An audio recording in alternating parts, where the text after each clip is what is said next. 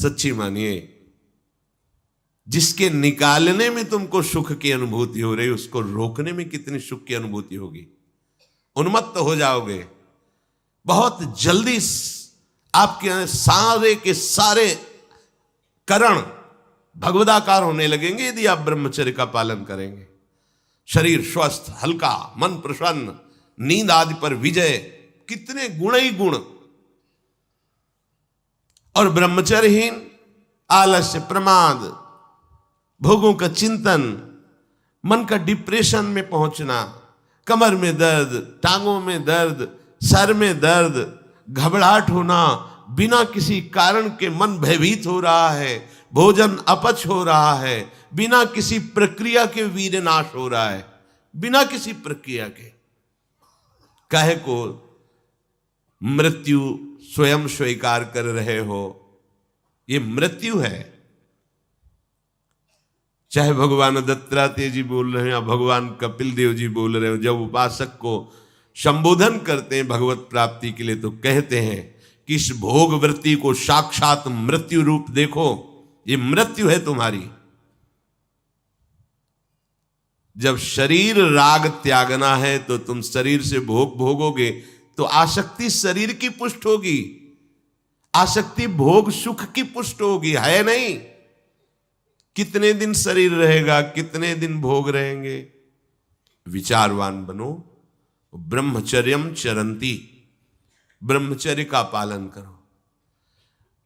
उपासक जो ब्रह्मचारी होता है उसका खिला हुआ चेहरा रहता है, जैसे कमल खिला हुआ, बिना किसी कारण के उसकी मुख मुद्रा में प्रसन्नता होती है। जो ब्रह्मचर्यहीन होता है बुझा हुआ चेहरा होता है, तेजहीन, बिना किसी कारण के वो शोकग्रस्त लगता है।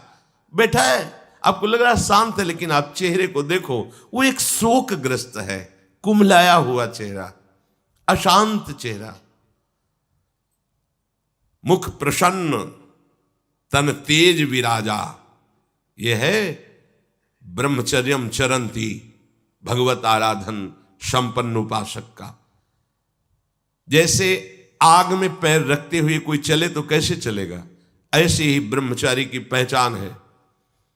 इतनी स्फूर्ति उसके अंदर होती, जैसे आग में चलने वाला पूरा पैर नहीं रख पाएगा, अगला कदम रख देगा क्योंकि ताप लग रहा है, ऐसे उसकी स्फूर्ति होती पैरों में। उसकी आंखें एकाग्र रहती है, चंचलता इधर उधर या बार बार झपकना, यह विषयी पुरुष का लक्षण है। बार बार पलक झपकना, यह विषयी पुरुष का लक्षण है। इधर उधर ताक झांक, चंचलता, ऐसा बैठे तिनका तोड़ रहा है, पैर हिला, ये सब विषयी पुरुष के लक्षण है।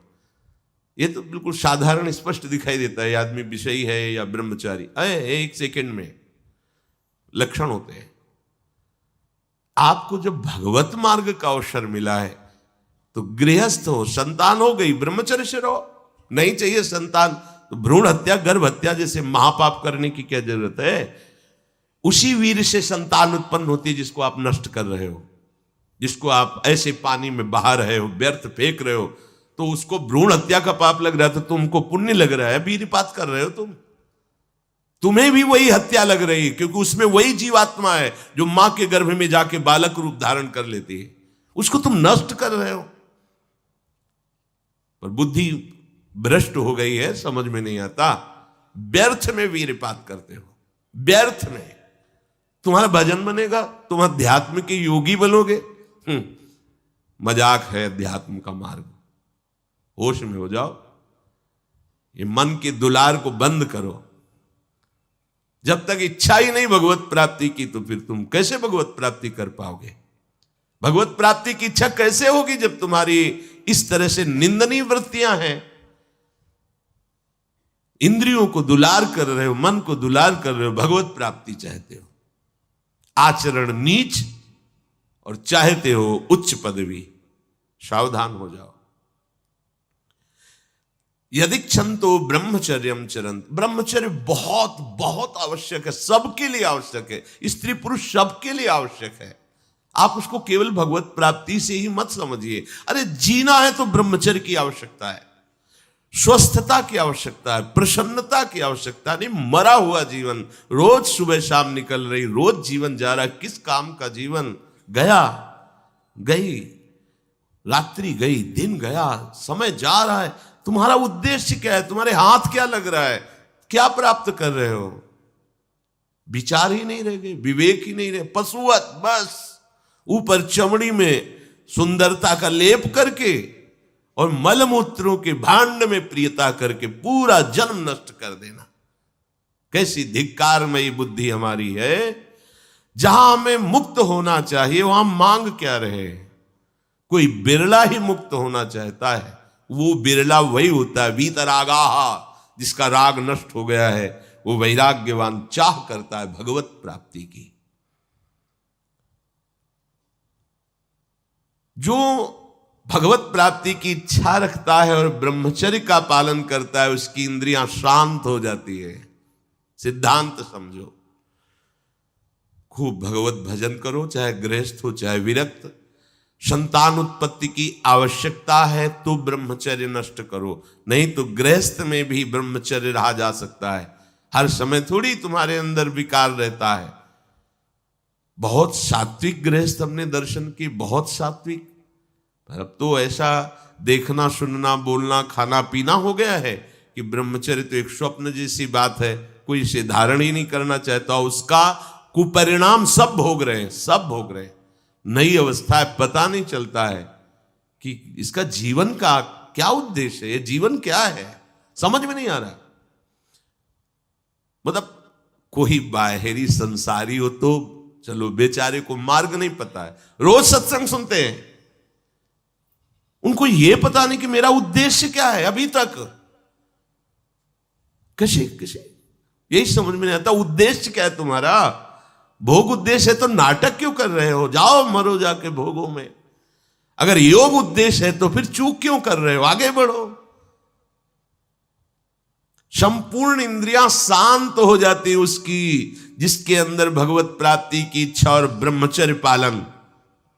शब्द याद करो, ये शास्त्र है। यही तो हम चाहते हैं, इंद्रियां शांत हो जाए, यही चाहते हैं हम। भोग नहीं चाहते हम सब।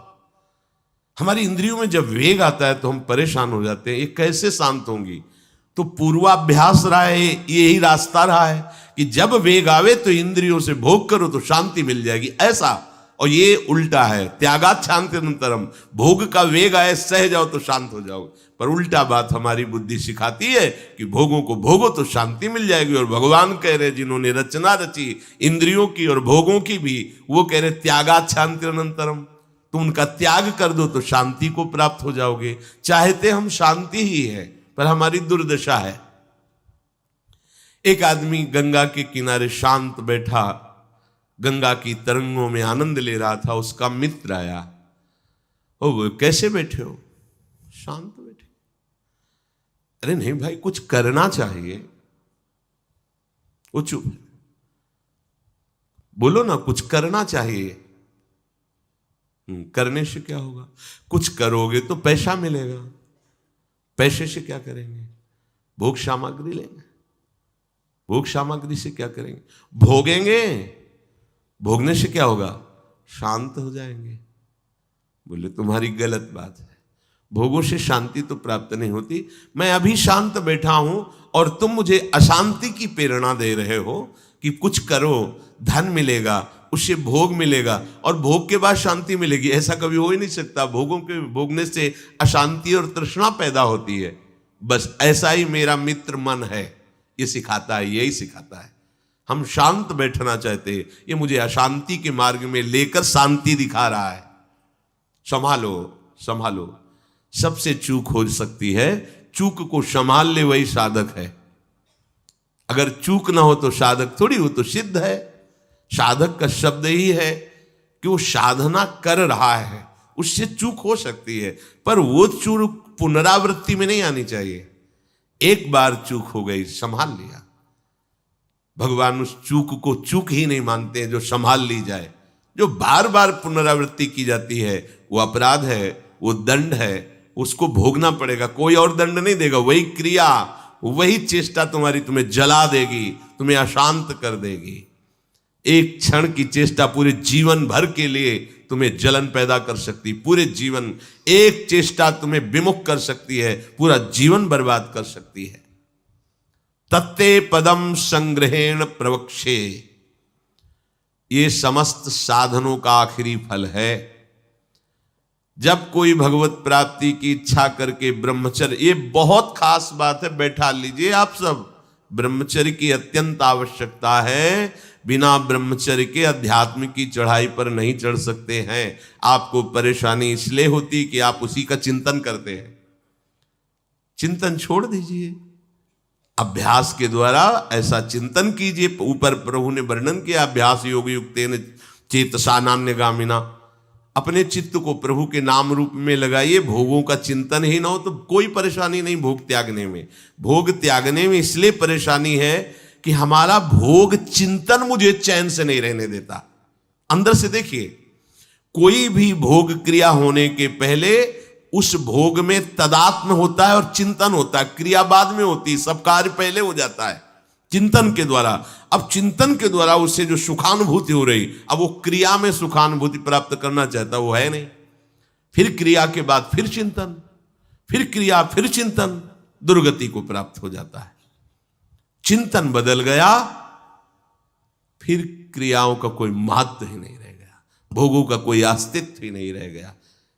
जिसका अखंड चिंतन चलता है, कोई भी विषय उस पर अपना प्रभाव नहीं डाल सकता, सब इंद्रियां शांत हो जाती हैं। अब उससे प्राप्त हुआ जो आखिरी फल है साधना का, भगवान कह रहे ये आखिरी फल है। पदम संग्रहेण प्रवक्षये, वो उस परम पद में प्रवेश कर जाता है। परम पद में अच्छी तरह से उसका प्रवेश हो जाता है, अर्थात फिर कभी नहीं लौटता है, उसे परम पद कहते हैं। सर्वद्वाराणि संयम्य मनोहृदि निरुध्य च मूर्धन्याधायात्मनः प्राण मास्थितो योग धारणम् ओमित्येकाक्षरं ब्रह्म व्याहरन् मामनुस्मरन् यः प्रयाति त्यजन् देहं स याति परमां गतिम्।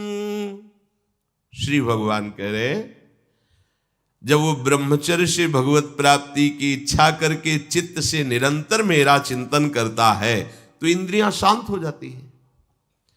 इंद्रियों के संपूर्ण द्वारों को रोक दिया, आंखें खुली हैं या बंद, केवल नाम दिखाई दे रहा है या मंत्र दिखाई दे रहा है, या मंत्र अधिष्ठात्र देवता श्यामा श्याम दिखाई दे रहे हैं।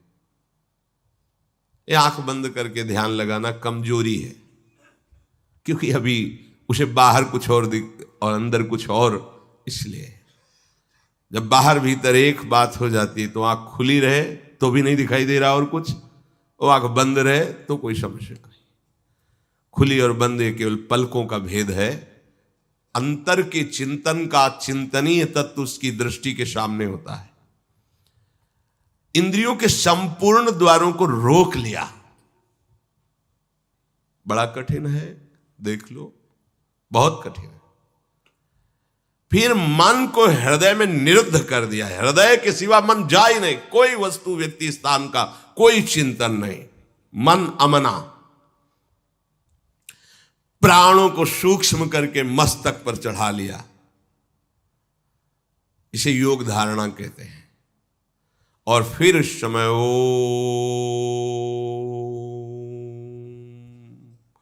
ये भगवान का नाम है ओम, ये ब्रह्म स्वरूप है। इसी से वेदों का प्रादुर्भाव हुआ है।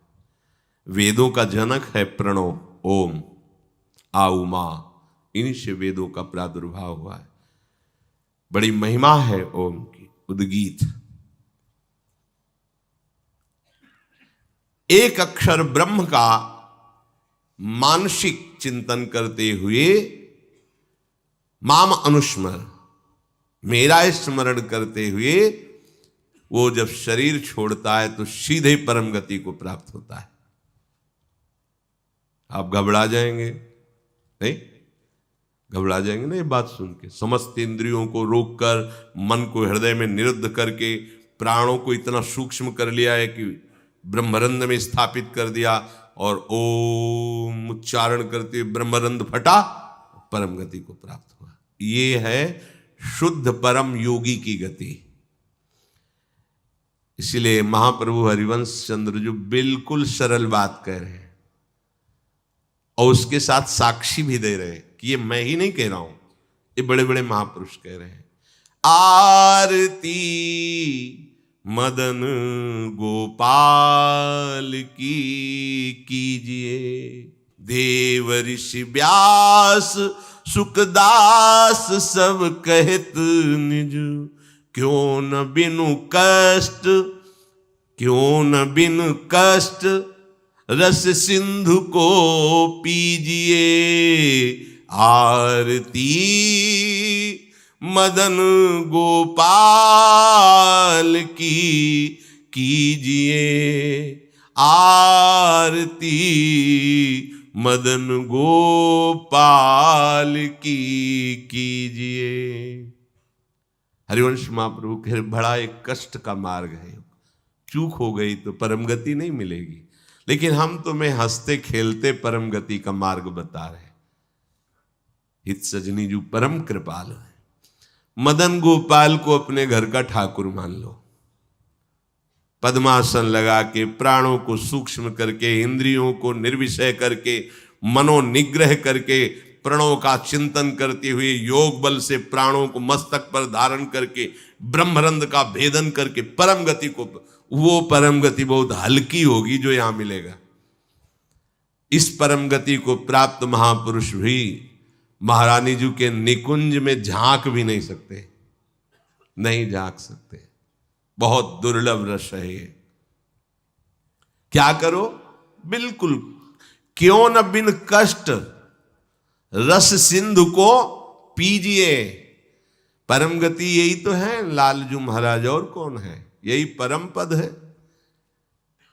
वो मेरे में प्रवेश पा जाता है, एकत्व भाव से भगवान में लीन हो गया। जैसे जल की तरंग समुद्र में लीन हो गई, ऐसे वो लीन हो गया।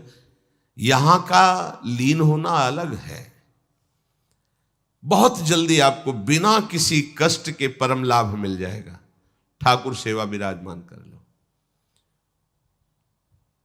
मदन गोपाल, लाडले लालजू, राधा नाम या राधा वल्लभ रूप, प्रियालाल, जो भी भाव जैसे बन पावे, ठाकुर सेवा विराजमान कर लो। इनकी दासता से परम गति तुम्हारे पीछे पड़ी रहेगी। कि स्वीकार कर लो, स्वीकार कर लो। हम नहीं कह रहे, तस्मात् शास्त्रम प्रमाणम दीयमानम न ग्रहणंति बिना मत सेवनम जनाहा।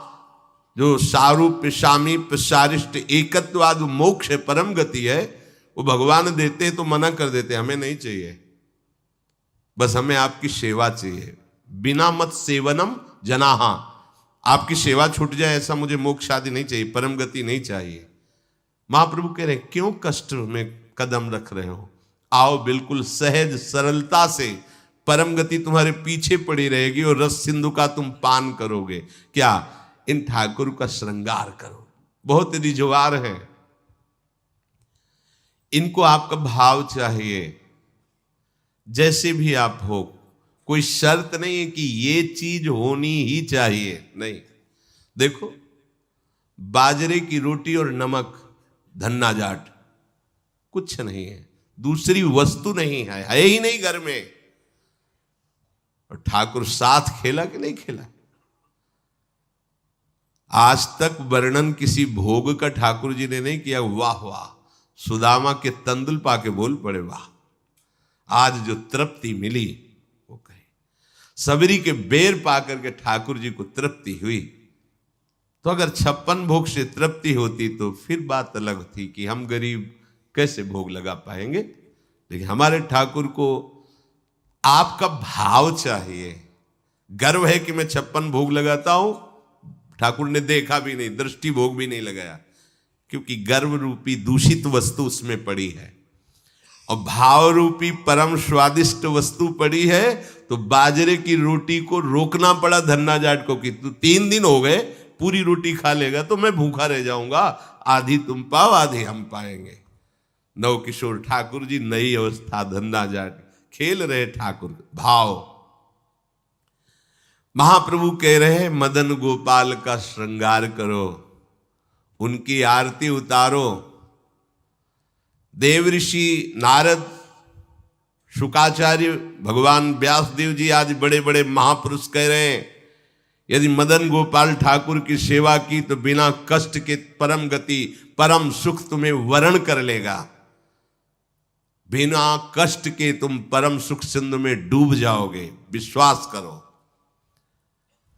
हरिवंश महाप्रभु कह रहे हैं अगर करी धूप कुमकुम मलय रंजित, नौबर्तिका घृत सो पूरी राखो, कुसुम कृत माल नंदलाल के भाल पर, तिलक करी प्रगट यश क्यों न भाखो, भोग प्रभु योग भरी थार धरि कृष्ण पे, मुदित भुज दंडवर चंवर ढारो, आचमन पान हित मिलत कर्पूर जल, सुभग मुखवास कुलता पिजारो, शंख दुंदुभि पणवो घंट कल वेणुरो, झल्लरी सहित सुर सप्त नाचो, मनुज तन पाई यह दाय ब्रजराज भज, सुखद हरिवंश प्रभु क्यों न याचो, मनुज तन पाए यह दाय ब्रजराज भज, सुखद हरिवंश प्रभु क्यों न याचो। आरती मदन गोपाल की कीजिए, आरती मदन गोपाल की कीजिए। आरती सजाओ, ठाकुर को सुंदर सुंदर सुवासित जल से स्नान करा के, कोमल वस्त्रों से श्रीअंग प्रक्षालन करके, पोछ करके विराजमान करो, सुंदर पोशाक धारण कराओ, सुंदर धीमे धीमे चंदन घर्षण करो, केसर कपूर डाल के ऋतु के अनुसार धीरे धीरे इसलिए मोटा ना हो, स्थूल होगा तो पत्रावली ठीक नहीं बनेगी, पत्रावली करो। सुंदर सुंदर पुष्प लाओ चयन करके, 2-4 पुष्प ही वृंदावन के हो गए तो लाखों करोड़ों के बाहर के पुष्प समानता नहीं कर सकते। इस धाम में जो प्रगट पुष्प हैं, किसी भी लता के 2-4 पुष्प कोमल पत्ते चढ़ा दो, हमारे ठाकुर रीझ जाएंगे। सुंदर सुंदर पुष्पों की माला गूंथो, अहो भाग्य है उनके जो रोज श्री जी की सेवा में ये सेवा का सौभाग्य, सुंदर सुंदर आभूषण फूलों के, माला फूलों की धारण कराते हैं, अहो भाग्य, जीवन धन्य, उनका हाथ धन्य हो गया। पूर्व जितने भी हाथों से हमारे कर्म नहीं होने चाहिए वो हुए हैं, वो सब भस्म हो जाएंगे, क्योंकि अब ठाकुर सेवा में हाथ लग गए। आप ठाकुर जी की रसोई अमनिया कर रहे, ठाकुर जी की रसोई अमनिया किए हुए पात्रों को अमनिया कर रहे, आप पोछा लगा, कृतकृत्य हो गए। लाखों माला भजन इसकी समानता नहीं कर सकता। श्री जी के उच्छिष्ट पात्रों को आपने मार्जन करके विराजमान किया नवीन भोग के लिए, लाखों माला इसकी समान, ये सेवकाई है। सेवकाई सीधे श्री जी को अधीन करती है, माला जपने का फल है, इसका फल नहीं, ये सीधे आराध्य देव को अधीन करती है सेवा। जैसे उपासक रात में जग करके नींद ना लेकर के कष्ट सहते हुए, वर्षों का अभ्यास, ये श्रृंगार करते, इसमें 2-4 घंटे नहीं लगते हैं। कल जो श्रृंगार होना है, मध्याह्न में विश्राम नहीं करते, नीचे वहां बेसमेंट में ये श्रृंगार करते रहते कपड़ों का। ये श्री जी आज ऐसे सिंहासन में बैठे, निहाल हो गए तुम। अगर अन्य कोई दुराचार प्रवृत्तियां तुम्हारे ऊपर शासन न करे, तुम अन्य कोई गलत कार्य ना करो, तो तुम खुद ही देख लोगे कि आपके अंदर श्री जी क्या देती है। जो बड़े बड़े योगियों के लिए दुर्लभ है वो प्रीति आ जाएगी, लाडली जी के लिए रोना आ जाएगा, कभी श्रृंगार करते करते आंसुओं की झड़ी लग जाएगी। ऐसा होता है, ऐसा होता है। जब हमारे अंदर भाव बहुत है और सामग्री नहीं है, तब वो दैन्यता भरी सेवा होती, पूछो मत। जब कुछ नहीं था, थोड़ी मिश्री केवल, और भाव में कढ़ी चावल और फुल्का ऐसे सब, तो आंसू चल रहे कि लाडली मुझ दीनहीन गरीब की क्या है, आपके द्वारा दी हुई मिश्री केवल है, सामने रख के ऐसा सुख मिलता तुम्हें कैसे। बिहारी जी के सामने से 4 डलियों से फूल मांग लिए, एक एक 2-2 ऐसे फूल दे दिए, श्री जी के लिए फूल दे दिए, तो दे देते थे माली जन। आके जब उनकी पंखुड़ी करके शयन के ऐसी छोटी सी गादी लगाते और श्री जी को विराजमान करके ऐसे चल, कैसे वो सुख तुम्हें कैसे वर्णन करें। बड़े बड़े योग सिद्धांत भी जहां प्रवेश नहीं पाते, वो ये बात है। जोग कुजोग ज्ञान अज्ञानू, जहां राम प्रेम प्रधानु, सो सब धर्म कर्म जर जाऊ, जहां राम पद पंकज भाऊ। ये आखिरी स्थिति है प्रेम की। महाप्रभु कह रहे, इस बात के सुखदेव जी, भगवान व्यासदेव जी, देवर्षि नारद साक्षी है कि जो मैं बात कह रहा हूं कि बिना कष्ट के तुम्हें रस सिंधु की प्राप्ति होगी। तुम आरती करो मदन गोपाल की, उनको श्रृंगारित करो। आरती में जो धूप होती है अगर, बड़ी सुगंधित होती है। अब तो सब बदल रहा है, पैसे के कारण अन्य अन्य मिलावट की धूप, जरा सी धूप की सुगंध, पूरा वातावरण सात्विक। अपने यहां पहले धूप आरती होती है, बड़ा दुलार भरी सेवा है श्री जी की। फिर इसके बाद जो बत्ती की नोक होती है उसमें चंदन लगाया जाता है, ऐसे सूखा चंदन, पिसा हुआ सूखा, ऊपर से केसर, तो वो हल्का सा केसरपन लिए हुए चंदन, क्योंकि जो ही हम प्रज्वलित करेंगे तो पहले धुआं ना निकले, सुगंध निकले। इसीलिए महाप्रभु कह रहे हैं कि कुमकुम मलय रंजित बर्तिका, 9 बर्तिका जिसमें चंदन बुरा, ऐसे, क्योंकि घी लगा होता है वो चिपक जाएगा।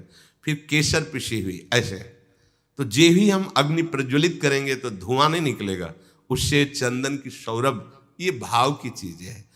बोले मलय कुमकुम मलय रंजित 9 बर्तिका, कैसी घृतसो पूरी राव, घी से सनी हुई पूरी। कुसुम कृत माल नंदलाल के भाल पर तिलक करी प्रगट यश क्यों अहो भाग्य। आप चंदन घिसे श्री जी के लिए, फिर उससे आप श्री जी को तिलक रचना कर रहे, पत्रावली लगा रहे, अहो भाग्य। ये बड़े भाग्य से सेवा का सौभाग्य मिलता है। पूज्य पादुड़िया बाबा, भजन करना भी बहुत कठिन बात है, लेकिन भजन किया जा सकता है, पर सेवा करना बहुत कठिन है, क्योंकि सेवा में सुख की चाह का नाश होता है। सेवक सुख चाह, मान भिखारी, व्यसनी धन, शुभ गति बेविचारी, ये तो मूर्खता है। सेवक सुख की चाह करे नहीं, सेवक सुख देने की चाह रखता है। भिक्षुक मान त्यागी होता है, बैरागी मान त्यागी होता है। सुंदर सुंदर फूलों की माला प्रभु के गले में धारण करवावे, सुंदर तिलक रचना करे। तिलक रचना और माला धारण करवाते समय यश क्यों ना भाके। जैसे आप श्री जी का श्रृंगार कर रहे हो तो आपको गुनगुनाना चाहिए अंदर, ब्रजनव तरुणी कदम्ब मुकुट मणि, श्यामा आजू बनी, नख शिख लो अंग अंग माधुरी, मोहे श्याम धनी। ब्रजनव तरुणी कदम्ब मुकुट मणि, श्यामा आजू बनी। पत्रावली, यो राजत कवरी गुंथित कच कनक कंज बदनी चिकुर चंद्रिकन बीच अर्ध बिदु मानो ग्रसित फनी या आवत श्री वृषभानु दुलारी। पूरे पद में प्रथम उबटी मत जन कर सज्जित नीलवर श्रृंगार के पदों का क्यों गायन नहीं कर रहे? आचार्य चरण कह रहे जब आप श्रृंगार कर रहे हैं श्री जी का तो पद गुनगुनाना चाहिए। श्रृंगार के बनी वृषभानुनंदिनी आज भूषण बसन विविध पहिरे तन पिय मोहन हित साज। बहुत से श्रृंगार के पद हैं, गुनगुनाना चाहिए। तिलक करी प्रगट यश क्यों न भाखो, क्यों नहीं तुम गायन करते? अब आप तिलक रचना कर रहे हो, बातें प्रपंच की सोच रहे हो या कर रहे हो, ठीक बात नहीं है। अभी तिलक रचना ठीक नहीं हुई। जिनकी तिलक रचना कर रहे हो उनके यश का, उनकी सुंदरता का गायन करते हुए फिर कह रहे हैं महाप्रभु इसके पश्चात भोग प्रभु योग भरी थार धरी कृष्ण पे। जब हमने श्रृंगार किया, आरती तैयार करके विराजमान कर दी। सेवा में एक क्षण का भी विलंब नहीं होना चाहिए। आपको पता है धूप के बाद श्रृंगार आरती होगी तो धूप होते होते श्रृंगार आरती प्रज्वलित हो जानी चाहिए। धूप की जेव ही पदावली संपन्न होने जा रही श्रृंगार आरती ऊपर, इसके लिए देखना पड़े तो सेवा में प्रमाद माना जाता है। सेवा में स्वामी की सेवा की आवश्यकता के पहले सेवक सेवा सौंज लिए खड़ा है। ये नहीं आरती कहाँ है, आरती, अरे आरती तैयार करो, ये नहीं, ये प्रमाद स्थिति है। इसलिए सबसे पहले प्रभु ने कहा है आरती तैयार कर ली, श्रृंगार किए हुए प्रभु को तिलक लगाए, माला पहनाए, अब भोग लगा। आरती तैयार है पहले से, जैसे उस दिन त्रुटि नहीं, ये विलंब नहीं, सेवा में प्रमाद नहीं। स्वामिनी जी के मन में बाद में आता है सखियां पहले सेवा सौंजे करती, आज ऐसा होगा, पहले ही पता है उनको। तो आपको तो पता है ना, पहले धूप के बाद श्रृंगार आरती। अब भोग, भोग प्रभु योग भरी थार धरी कृष्ण पे। योग में दो भाव होते हैं, एक होता है प्रभु के योग्य भोग। ऐसा नहीं कि तुम अपनी मनमानी की प्याज लहसुन छौके प्रभु का ही सब बनाया हुआ है, सब मूर्खता नहीं। फिर प्रभु के बनाए हुए और भी कुछ हैं जो तुम नहीं भोग पाओगे। दंड विधान, नरक, रोग नहीं भोग पाओगे। भोग प्रभु के योग्य लगाओ, जो हमारे प्रभु नहीं पा सकते वो हम नहीं पा सकते। इसलिए प्रभु के योग्य भोग लगाओ, शास्त्र सम्मत, संत जन सम्मत, जो प्रभु को भोग लगाने योग्य पदार्थ है वही भोग लगाना चाहिए। बहुत उद्दंडता सेवा में नहीं होते। प्राय प्रभु ने ही तो बनाया, प्याज लहसुन हम उसको भोग लगा देते हैं तो क्या है, उन्होंने ही तो बनाया है। हाँ, उन्होंने नरक भी बनाया है तो आपको घुमा देंगे तो क्या परेशानी होगी? आपको थोड़े दिन रख लेंगे नरक में तो आपको कोई परेशानी, फिर परेशानी ही परेशानी है।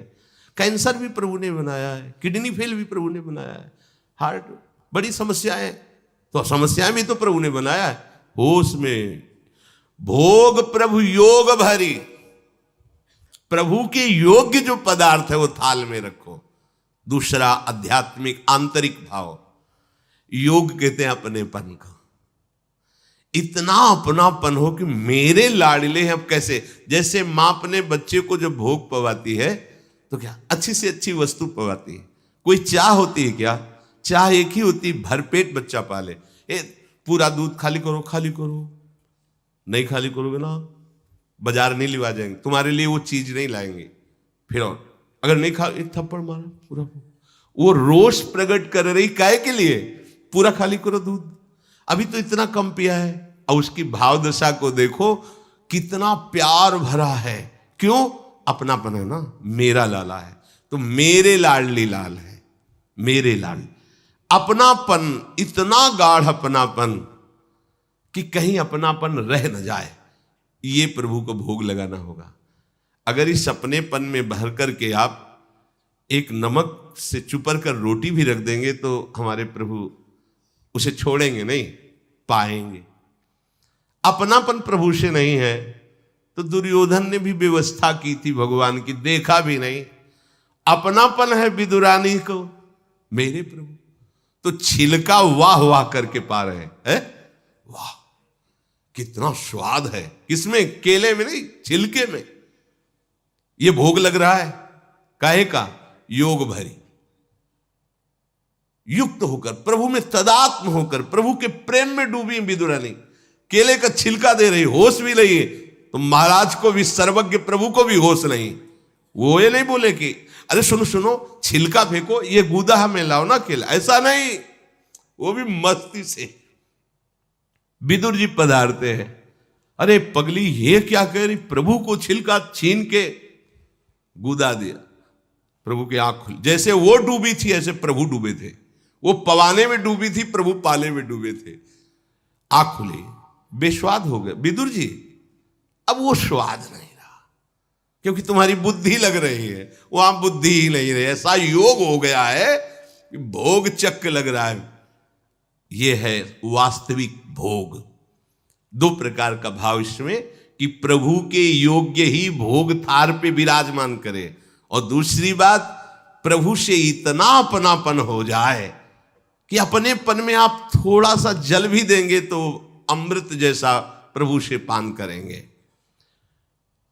प्रभु योग भरी थार धरी कृष्ण पे अब सुंदर भोग लगाया। आचमन पानहित मिलत कर्पूर जल, सुवासित सुगंधित। ऋतु के अनुसार सर्दी है, हल्का सा गुनगुना जल। गर्मी का समय है, शीतल जल, थोड़ा कपूर मिश्रित, थोड़ी इलायची डाल, सुगंधित सुवासित। जितना भाव करोगे ना आप। अच्छा आपके पास कुछ नहीं तो भाव के में क्या जाता है? अमुक अमुक पदार्थ डाल दे, बड़ा सुवासित, बड़ा सुगंधित जल। अब आचमन करा रहे हैं, प्रभु स्वीकार कर रहे हैं। वस्तु भोक्ता प्रभु तब होते जब आपके अंदर भाव हो। तो पहले भाव भोगा फिर वस्तु। अगर भाव नहीं तो वस्तु भोक्ता प्रभु नहीं होते, ये ध्यान रखना। वस्तु वापस तुम्हें मिलती है ना, तो ऐसा नहीं कि भोग नहीं लगा, पक्का प्रत्येक कण कण का भोग लगना, क्योंकि आपका भाव उसमें मिला। भाव प्रभु ने पा लिया और उच्छिष्ट वस्तु आपको दे दी। अब जब आप पाओगे तो वही उच्छिष्ट प्रसन्नता प्रदान करेगा। प्रसादे सर्व दुखा नाम हानि रस्योपजायते, समस्त हानि। वह अखंड प्रसन्न, ऐसी प्रसन्नता में भगवत प्रेम स्फुरित होता है। आचमन कराया सुगंधित जल से, फिर सुभग मुखवास। मुखवास पान की बीड़ी, सुंदर पान की बीड़ी, इलायची, नारियल आदि डाल के सुंदर तैयार कर प्रभु को पवाया। मुखवास, इससे क्या होगा? जितने भी दैहिक दैविक भौतिक ताप है सब तुम्हारे नष्ट हो जाएंगे। जितने भी ताप समूह के समूह सब भस्म हो जाएंगे। अब सुंदर चंवर लेकर के प्रभु के ऊपर चंवर कर रहे हैं। फिर शंख दुंदुभी पणव घंट वंशी झल्लरी, ये सब स्वर से एक साथ बजावें और फिर प्रियालाल की आरती करें। आरती गान करके फिर नृत्य करें, नाचो आदेश करते हैं। झल्लरी सहित सुर सप्त नाचो। ये क्या हुआ? बोले मनुज तन पाए दाय ब्रजराज भज, सुखद हरिवंश प्रभु क्यों न याचो। हरिवंश महाप्रभु कहते हैं मनुष्य शरीर की प्राप्ति और ऐसा दांव भगवत प्राप्ति का, अब इससे बड़ी कोई भगवत प्राप्ति नहीं होती।